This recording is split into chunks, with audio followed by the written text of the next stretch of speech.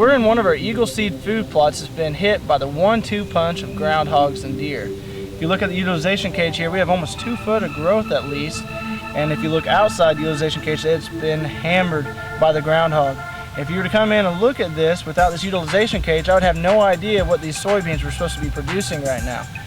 Kind of looked at the food plot, could tell that it had some unusual browse, was able to pinpoint where the groundhog's den was, and you could tell that most of this browse is actually from a little bitty groundhog. The deer are in here consistently, but they aren't going to heavily pressure just one little area of this food plot. They're going to browse sporadically throughout the food plot where a groundhog is going to concentrate near his den area.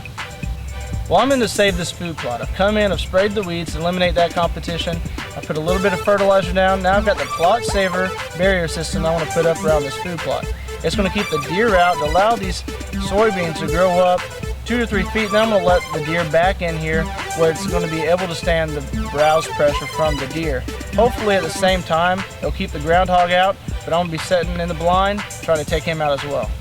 Now this Plotsaver barrier system works against the deer's senses. It's got a repellent that's in the ribbon that we've soaked in beforehand. Now they suggest that you spray it, but if you have the opportunity, I go ahead and I soak it before I put it out, just pre-treating it.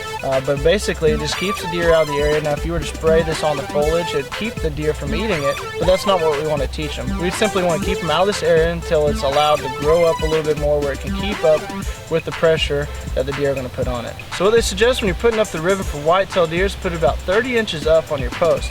Now I could have gone and purchased a green T-post, but instead I went and purchased this white post here. It's about half the cost. It's actually got slits for the ribbon to already go in. An importance of using a visual aid as well as a sense of smell for the deer.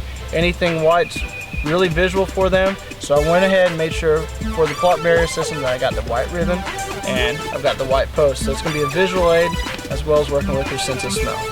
Now you can see the post in the back. You want your posts to be about 30 feet apart throughout your entire food plot.